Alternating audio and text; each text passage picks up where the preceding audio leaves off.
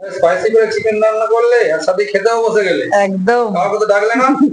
ব্যাপারটা কি? সবাই ব্যস্ত, আমি আমার মতো খেয়ে দিয়ে উঠে যাই, মাংস হয়েছে বলে কথা না।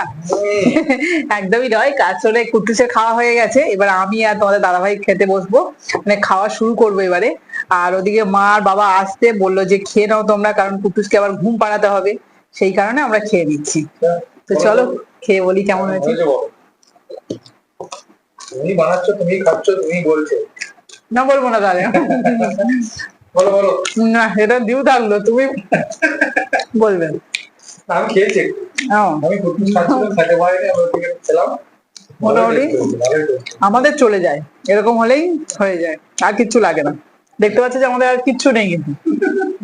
দুপুরে একটা দিয়ে খাওয়া হয়ে যাবে। হ্যাঁ, আর একটু আচার আছে, আচার খাবো, একটু কারণ আচার খাও। চাটনি।